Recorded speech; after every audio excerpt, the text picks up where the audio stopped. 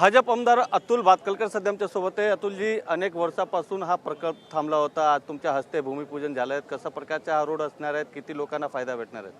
नाही, गेले 10 वर्षाचा आमचा हा संघर्ष होता, त्या संघर्षाला आज फलरूप प्राप्त झालेलं आहे आणि इथे रोडचं कामही चालू झालं। 120 फूट हा विकास नियोजन आराखड्यातला रस्ता आहे, जो 1967 सालापासून होता, पण गेल्या 10 वर्षाच्या संघर्षानंतर आज हा रोडचं भूमिपूजन आम्ही केलेलं आहे। मे एंडमध्ये हा रोड लोकांच्या सेवेमध्ये आम्ही समर्पित करू।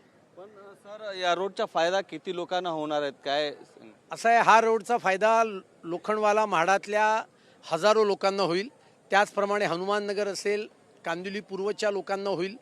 या रोडचा फायदा ठाकूर विलेजच्या लोकांनाही होणार आहे, त्यांनाही स्टेशनला जायला एक नवीन रस्ता उपलब्ध होणार आहे, हायवेला जायला रस्ता उपलब्ध होणार आहे।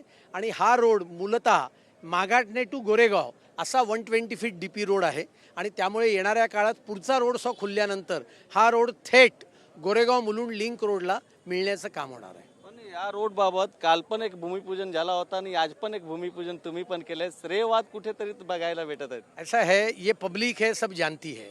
10 बरस कोणी संघर्ष केला होता, सगळ्यांना माहिती आहे। सभागृहात मी किती वेळा प्रश्न मांडले, किती वेळा उल्लेख केला, किती वेळा लक्षवेध्या मांडल्या, सभागृहाच्या बाहेर मी किती वेळा बैठका घेतल्या, इथे आंदोलनं केली आणि त्यामुळे असं चोरी छुपके भूमिपूजन केल्याने कोणाला श्रेय मिळत नसतं, याचं श्रेय हे म्हाडा लोखंडवाल्याच्या लोकांना आहे। पण सर, या रस्त्यामध्ये अनेक लोकांच्या घर होतं, त्यांना काय झालं, त्यांच्या काय? सगळ्यांना 10 किलोमीटरच्या रेडियसमध्ये 300 चौरस फुटाची घरं देण्याचं काम आम्ही केलेलं आहे। व्हिडिओ जर्नलिस्ट प्रेम मात्रेसह गोविंद ठाकूर, TV9 मराठी, मुंबई।